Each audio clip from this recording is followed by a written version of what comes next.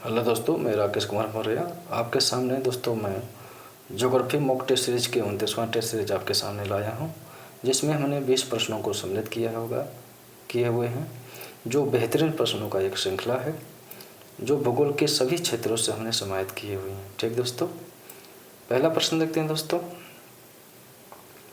जो आपके जितने भी ज्योग्राफी के एग्जाम हैं, चाहे असिस्टेंट प्रोफेसर है, चाहे नेट हो, जेआरएफ हो, चाहे टीजीटी पीजीटी हो, चाहे जीआईसी जीटीसी, सभी के लिए है महत्वपूर्ण है दोस्तों। ठीक दोस्तों, तो हमारे को इस टेस्ट सीरीज से आप ज़रूर जुड़िएगा और हमारे चैनल को सब्सक्राइब और लाइक कमेंट जरूर कीजिएगा और बेल आइकन को भी मुख्य रूप से प्रेस कर लीजिएगा, जिससे आने वाली सभी वीडियो की सूचना आपको मिलती रहेगी। ठीक है दोस्तों, पहला प्रश्न देखते हैं दोस्तों। निम्न में से किस भूगोलवेत्ता ने स्थल रूपों को शैल की समायोजन की संकल्पना का प्रतिपादन किया है? निम्नलिखित में किस भूगोलवेत्ता ने स्थल रूपों का शैलकीय समायोजन की संकल्पना का प्रतिपादन किया है? ये बहुत ही महत्वपूर्ण प्रश्न है। हो सकता है दोस्तों ये पहली बार आप देख रहे हो। ठीक है दोस्तों, ऑप्शन ए है डेविस, ऑप्शन बी है किंग, ऑप्शन सी है हैक और ऑप्शन डी है मोरिसावा। तो दोस्तों इसका जो सही उत्तर है वह है option C hack. JT hack ने मुख्य रूप से स्थल रूपों का शैलकीय समायोजन की संकल्पना का प्रतिपादन किया है। ठीक है दोस्तों, दूसरा प्रश्न देखते हैं दोस्तों। दूसरा प्रश्न कह रहा है, किस भूगोलवेत्ता ने पृथ्वी की परिधि का सर्वप्रथम निर्धारण किया? ठीक दोस्तों, ऑप्शन ए है टॉलमी, ऑप्शन बी है इरेटोस्थनीज, ऑप्शन सी है स्ट्रोबो और ऑप्शन डी है हिकेटियस। तो दोस्तों इसका जो सही उत्तर है वह ऑप्शन बी इरेटोस्थनीज ने सर्वप्रथम पृथ्वी की परिधि का निर्धारण किया था। तीसरा प्रश्न देखते हैं दोस्तों। तीसरा प्रश्न कह रहा है, निम्न में से किसने स्तंभों की ऊंचाई व उसके घनत्व में विलोम संबंध की संकल्पना का प्रतिपादन किया है? ऑप्शन ए है प्राट, ऑप्शन बी है बोवी, ऑप्शन सी है येरी और ऑप्शन डी है होम्स। तो दोस्तों इसका जो सही उत्तर है वो ऑप्शन ए प्राट ने स्तंभों की ऊंचाई और घनों के बीच में विलोम संबंध बताने का विपरीत संबंध बताने का प्रयास किया है। ये भी प्रश्न आपका भू संतुलन से संबंधित है। ठीक दोस्तों, चौथा प्रश्न देखते हैं। चौथा प्रश्न कह रहा है दोस्तों, निम्न से किसने यह दलील दी है कि इतिहास का भौगोलिक रूप से अध्ययन किया जाए तथा भूगोल का ऐतिहासिक रूप से? ठीक दोस्तों, यह निम्न से किसने दलील दी थी कि इतिहास का भौगोलिक रूप से अध्ययन किया जाए तथा भूगोल का ऐतिहासिक रूप से? ऑप्शन ए है थेल्स, ऑप्शन बी है हिकेटियस, ऑप्शन सी है हेरोडोटस और ऑप्शन डी है टॉलमी। तो दोस्तों इसका जो सही उत्तर है वह है ऑप्शन सी हेरोडोटस ने मुख्य रूप से कहा था कि इतिहास को भौगोलिक रूप से और भूगोल को ऐतिहासिक रूप से देखना चाहिए। ठीक है दोस्तों, पांचवा प्रश्न देखते हैं दोस्तों। पांचवा प्रश्न कह रहा है, प्रति इकाई कृषि भूमि के संदर्भ में व्यक्तियों को संख्या को क्या कहते हैं? ऑप्शन ए है आर्थिक घनत्व, ऑप्शन बी है गणितीय घनत्व, ऑप्शन सी है कायी घनत्व और ऑप्शन डी है कृषि घनत्व। तो दोस्तों इसका जो सही उत्तर है वो है ऑप्शन डी कृषि घनत्व। कृषि घनत्व कहा जाता है। ठीक दोस्तों, छठा प्रश्न देखते हैं दोस्तों। छठा प्रश्न कह रहा है दोस्तों, निम्न से कौन सा एक तांबा का एक अयस्क नहीं है? ठीक है, एक अयस्क नहीं है जिससे तांबा नहीं बनता। ये है क्यूप्राइट, ऑप्शन बी है पाइराइट, ऑप्शन सी है मेलाकाइट और ऑप्शन डी है लिमोनाइट। तो दोस्तों जिसमें से जो तांबा का अयस्क नहीं है वो ऑप्शन डी लिमोनाइट। लिमोनाइट दोस्तों यह मुख्य रूप से लौह अयस्क का एक अयस्क देखने को मिलता है, प्रकार देखने को मिलता है। सातवां प्रश्न देखते हैं दोस्तों। सातवां प्रश्न कह रहा है दोस्तों, कलगुर्ली एवं कुलगार्डी सोने की खदान किस देश में स्थित है? दोस्तों ये बहुत महत्वपूर्ण प्रश्न है, बहुत जगह ये पूछ लिया भी गया है। किस देश में स्थित है कलगुर्ली और कुलगार्डी सोने की खदान? ऑप्शन ए संयुक्त राज्य अमेरिका, ऑप्शन बी है दक्षिणी अफ्रीका, ऑप्शन सी है ऑस्ट्रेलिया और ऑप्शन डी है रूस। तो दोस्तों इसका जो सही उत्तर है वो है ऑप्शन सी, ऑस्ट्रेलिया। ऑस्ट्रेलिया का जो पश्चिमी क्षेत्र है, जो जिसको विक्टोरिया मरुस्थल कहते हैं, उस रेगिस्तान में कलगुर्डी और कलगुर्डी की सोने की खदान स्थित देखने को मिलती है। ठीक दोस्तों, अब 8वां प्रश्न देखते हैं दोस्तों। 8वां प्रश्न कह रहा है दोस्तों, किसे चीन का मैनचेस्टर कहा जाता है? इस तरह का दोस्तों टीजीटी, पीजीटी और जीआईसी में पूछा जाता है। ठीक है दोस्तों, तो इस तरह से प्रश्न भी कुछ हम लाए हुए हैं। ऑप्शन ए शंघाई को, ऑप्शन बी है कैंटन को, और ऑप्शन सी है हैकाऊ को, और ऑप्शन डी है सिन्नान को। तो दोस्तों जो चीन का मैनचेस्टर कहलाता है वह शंघाई। ठीक है दोस्तों, शंघाई को चीन का मैनचेस्टर कहा जाता है क्योंकि यहाँ से भारी मात्रा में कपड़े का उत्पादन किया जाता है चीन में। 9वां प्रश्न देखते हैं दोस्तों। 9वां प्रश्न कह रहा है, क्षोभमंडल में तापमान व्युत्क्रमण तब होता है जब रातें छोटी होती हैं। ऑप्शन ए, ऑप्शन बी आकाश से घिरा होता है, आकाश से घिरा होता है बादलों में। ठीक है दोस्तों, यहाँ पर थोड़ा दिक्कत आ गया है, हमको लग रहा है। आकाश बादलों से घिरा होता है। ठीक है, आकाश बादलों से घिरा होता है। ठीक, यहाँ पे 2 बार आकाश आ गया है। सी है मौसम स्थिर होता है, स्थिर हो, या डी हवा शुष्क हो।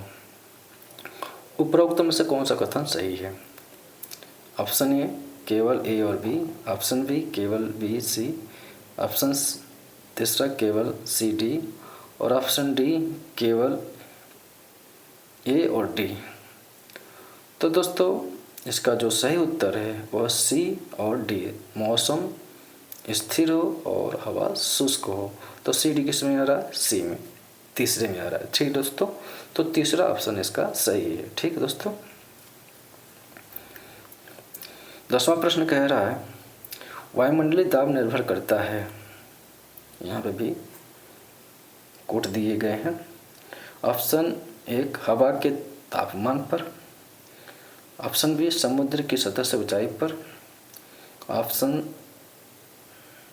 तीसरा हवा में आर्द्रता पर, और ऑप्शन डी है पृथ्वी के घूर्णन पर। तो दोस्तों यह सभी उत्तरदायी हैं। ठीक है दोस्तों, हवा के तापमान पर, समुद्र से ऊंचाई पर, हवा में आर्द्रता पर, पृथ्वी घूर्णन पर, यह सभी उत्तरदायी होता है वायुमंडलीय दाब। ठीक है, 11वां प्रश्न देखते हैं दोस्तों।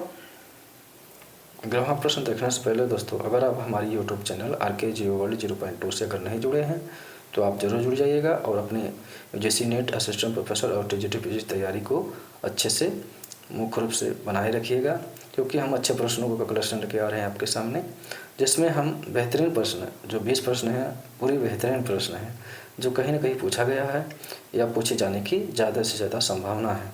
कुछ ऐसे प्रश्न हैं जो आपको पहली बार देखने को मिल रहे होंगे हमारे टेस्ट सीरीज में। हाँ, जिस तरह से हमारे टेस्ट सीरीज है अच्छे प्रश्नों का कलेक्शन, हो सकता है इस तरह के प्रश्नों का कलेक्शन आपको कहीं देखने को न मिले। बहुत ही बेहतरीन प्रश्नों का कलेक्शन हम लोग आपके सामने उपस्थित हो रहे हैं दोस्तों, और बहुत मेहनत कर रहे हैं दोस्तों आपके लिए। ठीक है दोस्तों, कि आप भी एक अच्छे टीचर, चाहे वो डिग्री कॉलेज हो, चाहे मुख्य रूप से माध्यमिक हो, चाहे जूनियर हो, कहीं आप सेलेक्ट हो जाइए और इस देश के नागरिक को शिक्षित कीजिए और एक आप अच्छे पद पे रहें, आप अपना नाम भी रोशन करें। ठीक है दोस्तों, 11वां प्रश्न करा, किसने हैंगस्टन के विचारों का अनुसरण करते हुए विसरण के 3 अवस्थाओं उद्भव, विसरण और संतृप्ति का प्रस्ताव किया? Option A J Grillish, option B Carl Sauer, option C J Moser, और option D J C Hudson. तो दोस्तों इसका जो सही उत्तर है वो ऑप्शन ए जे ग्रिलिश। जे ग्रिलिश ने मुख्य रूप से हैंगस्टन के जो विचारों का अनुसरण करते हुए जो विसरण के 3 अवस्थाएं हैं, उद्भव, विसरण और संतृप्ति, उसका प्रस्ताव किया था। ठीक है दोस्तों, 12वां प्रश्न भी बहुत महत्वपूर्ण है दोस्तों। इस तरह का प्रश्न का चयन भैया आयोग द्वारा नहीं किया गया है, तो हम कुछ ऐसे प्रश्न भी ला रहे हैं जो थोड़ा हट के हो, और आयोग जरूर कभी न कभी इस तरह के प्रश्नों का चयन जरूर करेगा। निम्न से कौन सा एक वर्गेस के संकेंद्रीय मेखला सिद्धांत का आलोचक नहीं है? ठीक दोस्तों, ऑप्शन ए है वाल्टर फायर, ऑप्शन बी है डिकिंसन, ऑप्शन सी है हेगेट और ऑप्शन डी है त्रिवार्था। तो दोस्तों इसमें वाल्टर फेयर, डिकिंसन, हेगेट ये सभी आपके आलोचक हैं, जबकि त्रिवार्था आलोचक नहीं है। ठीक है दोस्तों, वर्गेस के सेकेंडरी मादल सिद्धांत के 13वां प्रश्न दोस्तों बहुत ही अच्छा प्रश्न है जो स्टैटिस्टिक्स से है। यह कथन किसका है कि आंकड़े स्वयं बोलते हैं? ठीक दोस्तों, यह किसका कथन है कि आंकड़े स्वयं बोलते हैं? ऑप्शन ए स्पेट, ऑप्शन बी है गुल्ड, ऑप्शन सी है पाहल और ऑप्शन डी है वाटसन। तो दोस्तों इसका जो सही उत्तर है वो ऑप्शन बी गुल्ड ने कहा था, आंकड़े स्वयं बोलते हैं। ठीक है दोस्तों, 14वां प्रश्न देखते हैं दोस्तों 14वां प्रश्न देखते हैं। निक्षेपों के द्वारा बनी सतहों को क्या कहा जाता है? ऑप्शन ए है अवतारणा, ऑप्शन बी है अधिवृद्धि, ऑप्शन सी है नाशन और ऑप्शन डी है अवक्रमण। तो दोस्तों इसका जो सही उत्तर है वह है ऑप्शन बी अधिवृद्धि कहा जाता है। ठीक दोस्तों, जो निरपेक्ष निक्षेप होता है नदियों के द्वारा, वायु के द्वारा, हम देखते हैं कि वो जितने भी गर्त होते, गड्ढे होते, उनको भरने का कार्य किया जाता है, जिसके क्या होता है जो गड्ढा होता है धीरे धीरे भर के समतल हो जाता है। ठीक है दोस्तों, जिसको हम अधिवृद्धि कहते हैं। ठीक दोस्तों, 15वां प्रश्न देखते हैं दोस्तों 15वां प्रश्न कह रहा है दोस्तों स्क्लेरोफ्लूयस वनस्पतियाँ पाई जाती हैं। स्क्लेरोफ्लूयस वनस्पतियाँ पाई जाती हैं टेंगा प्रदेश में, ऑप्शन बी भूमध्य सागरीय प्रदेश में, ऑप्शन सी मानसूनी प्रदेश में और ऑप्शन डी भूमध्य रेखीय प्रदेश में। तो दोस्तों स्क्लेरोफ्लूयस जो वनस्पतियाँ पाई जाती हैं वो है भूमध्य सागरीय प्रदेशों में पाई जाती हैं, यही इसकी विशेषता है झाड़ियाँ। ठीक है दोस्तों, भूमध्य सागरीय झाड़ियाँ देखने को मिलती है। 16वां प्रश्न देखते हैं दोस्तों, बहुत ही महत्वपूर्ण प्रश्न है 16वां, हो सकता है पहली बार देख रहे हो इस प्रश्न को।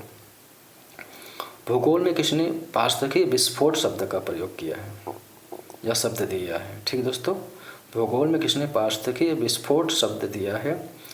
ऑप्शन ए है टांसले, ऑप्शन बी है हैकल, ऑप्शन सी है वेनेट और ऑप्शन डी एल्टन। तो दोस्तों जो पारस्थितिक विस्फोट शब्द दिया है वह दिए हैं एल्टन महोदय, ऑप्शन डी एल्टन महोदय ने पारस्थितिक विस्फोट शब्द दिया है। ठीक, 17वां प्रश्न देखते हैं दोस्तों, ये भी बहुत महत्वपूर्ण प्रश्न है। ठीक है दोस्तों, यहाँ पर 3 ही हमने ऑप्शन चूज किए हैं। अबोबाव वृक्ष पाए जाते हैं, अबोबाव वृक्ष पाए जाते हैं। ऑप्शन ए मानसूनी प्रदेशों में, ऑप्शन बी टुंड्रा प्रदेश में और ऑप्शन सी है भूमध्य रेखीय प्रदेश में। ठीक दोस्तों, भूमध्य रेखीय प्रदेश में। तो दोस्तों जो बाओबाब वृक्ष पाए जाते हैं वो पाए जाते हैं दोस्तों सवाना प्रदेश में। ठीक दोस्तों, यहाँ पे हमने ऑप्शन ही नहीं दे पाए। ठीक दोस्तों, सवाना प्रदेश में पाए जाते हैं, अबोबाव वृक्ष सवाना प्रदेश में पाए जाते हैं। किसी कारण भूल से यह प्रश्न मिस हो गया है। ठीक है दोस्तों, प्रश्न बनाते समय किसी कारण से भूल से मिस हो गया, हम नहीं लिख पाए हैं, मगर हम बता देते हैं जो बाओबाब वृक्ष पाए जाते हैं वह सवाना प्रदेश में पाए जाते हैं। इस प्रकार के वृक्षों को बॉटल वृक्ष भी कहते हैं। इनका जो शाखाएँ होती पतली होती, जब इसका जो पेड़ होता है वो बॉटल जैसा होता है, इसलिए इसको बॉटल वृक्ष के रूप में भी जाना जाता है। इस वृक्ष के अंदर इतनी ज़्यादा खाली जगह होता है कि इसमें बहुत सारा पानी इकट्ठा हो जाता है, और जिसके कारण वहाँ के जो जनजाति क्षेत्र हैं, जो ट्राइबल्स हैं, जो ट्राइब्स हैं, इन्हीं वृक्षों के तनों से पानी इकट्ठा करके पीते हैं। ठीक है दोस्तों, अफ्रीका में ये पाए जाते हैं सवाना प्रदेश में। 18वां प्रश्न देखते हैं दोस्तों, बहुत ही महत्वपूर्ण है। निम्न से कौन सा एक सही सम्मिलित नहीं है? निम्न से कौन सा एक सही सम्मिलित नहीं है? एक और प्राकृतिक वनस्पति दिया हुआ, एक और स्थान। ए है चैपरल कैलिफोर्निया, ये सुमेलित है।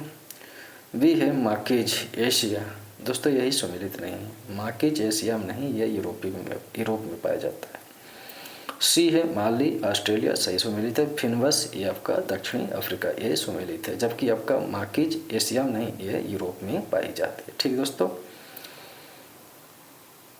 19वां प्रश्न देखते हैं दोस्तों। 19वां प्रश्न कह रहा है दोस्तों, निम्न में से एक किस भूगोलवेत्ता का कथन है कि तुम मुझे पदार्थ दो और मैं उससे पृथ्वी का निर्माण कर दूंगा। तुम मुझे पदार्थ दो, मैं उससे पृथ्वी का निर्माण कर दूंगा। ऑप्शन ए है लाप्लास, ऑप्शन बी है कांट, ऑप्शन सी है चैम्बरलिन और ऑप्शन डी है जेफ्रीज। तो दोस्तों ये जो कथन है वो है कांट महोदय का। कांट महोदय ने कहा था, जब इन्होंने पृथ्वी की उत्पत्ति से अपनी संकल्पना, अपने सिद्धांत दिए, तो उसी समय इन्होंने एक प्रश्न दिया था कि तुम मुझे अगर पदार्थ दो तो मैं दूसरी पृथ्वी का निर्माण कर दूंगा। ठीक है दोस्तों, इस टेस्ट सीरीज का आखिरी प्रश्न दोस्तों, जो बहुत ही महत्वपूर्ण है। ठीक है, 20वां प्रश्न कह रहा है, पृथ्वी की आयु लगभग कितने वर्ष है। ठीक है, पृथ्वी की आयु लगभग कितने वर्ष है। ऑप्शन ए है 4.5 मिलियन वर्ष, ऑप्शन बी है 4.6 बिलियन वर्ष पूर्व और ऑप्शन सी है 4.7 बिलियन वर्ष पूर्व और ऑप्शन डी है 4.8 बिलियन वर्ष पूर्व। तो दोस्तों जो पृथ्वी की आयु है वो है आपका 4.6 बिलियन वर्ष पूर्व, ऑप्शन बी। तो दोस्तों ये था 29वां टेस्ट सीरीज भूगोल के, जो बहुत ही महत्वपूर्ण प्रश्न थे दोस्तों। इसी तरह का मैं 30वां टेस्ट सीरीज आपके सामने जल्द लाऊंगा और अपनी तैयारी को आप निरंतर बनाए रखें। हम इसी तरह से बेहतरीन प्रश्नों का श्रृंखला आपके सामने लाते रहेंगे दोस्तों। ठीक है दोस्तों, अब अपनी तैयारी बनाए रखिएगा, आपको बीच में गैप नहीं करने हैं, क्योंकि आयोग कभी भी नोटिस जारी करेगा। अभी आयोग के जो उत्तर प्रदेश शिक्षा सेवन जो आयोग है, ठीक दोस्तों, उत्तर प्रदेश शिक्षा सेवा चयन आयोग जो है, उसके जो अध्यक्ष थी कीर्ति पांडे, उन्होंने इस्तीफा दे दिया है और फिर नोटिफिकेशन निकाला गया था अध्यक्ष के लिए, वो कंप्लीट हो चुका है। अब नए अध्यक्ष के रूप में हमको लग रहा है नवंबर तक कंप्लीट हो जाएगा। एक नया अध्यक्ष आपके सामने आएंगे और नए एक डेट जारी करेंगे टीजीटी पीजीटी के लिए और असिस्टेंट प्रोफेसर के इंटरव्यू के लिए।